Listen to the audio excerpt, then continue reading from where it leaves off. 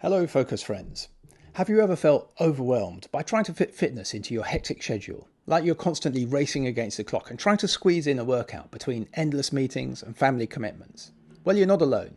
Today, we're diving into the reality of staying fit in our modern, busy lives, where it often feels like there just simply isn't enough time.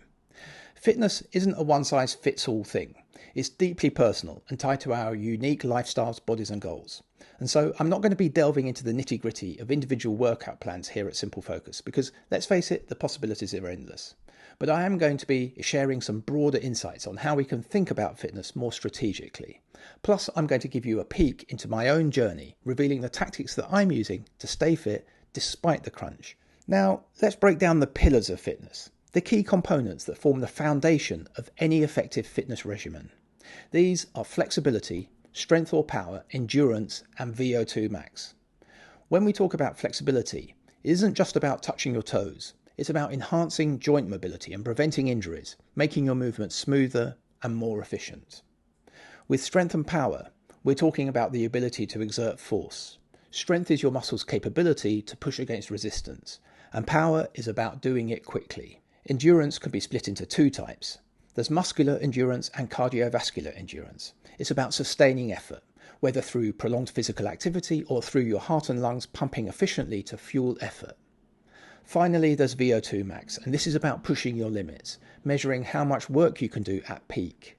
It's a critical metric for athletes, showing how long high-intensity effort can be sustained for.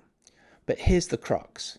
Most of us aren't living lives that naturally incorporate the varied physical activities like our hunter-gatherer ancestors once did. Their days mixed long periods of low-intensity activity with bursts of high-intensity action.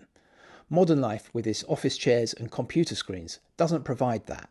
But our bodies are adapted to that earlier form of physical output. We have to consciously reintegrate activity into our routines, and it's a challenge to do, not just physically, but psychologically too. So here I'm making an admittedly highly subjective representation of the contribution a selection of sports make to the four pillars of fitness. Most sports activities, as distinct from dedicated training regimes, optimize endurance and VO2 max. The first two pillars, strength work and flexibility, are relatively speaking underserved. But the good news is that strength and flexibility activities can be focused on with greater time efficiency than endurance or VO2 max can be. There are simply more flexible options for incorporating strength and flexibility work into our regime.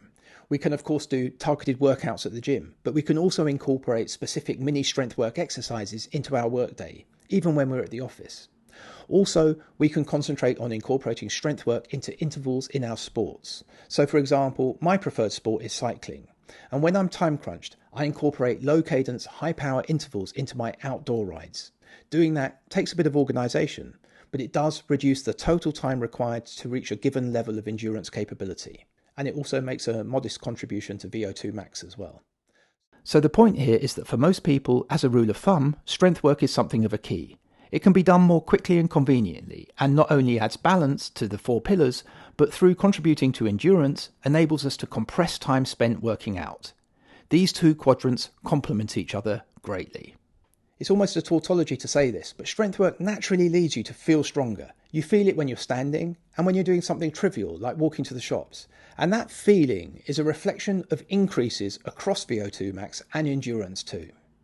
Moving forwards, we'll explore strategies to balance the four pillars, regardless of whether you're a gym enthusiast or someone squeezing in push-ups between conference calls. While I won't be duplicating the vast amount of workout data there is out there, I'm going to be looking at mental models that we can adopt that will help us to think about fitness and get greater efficiency out of the time that we spend dedicated to it.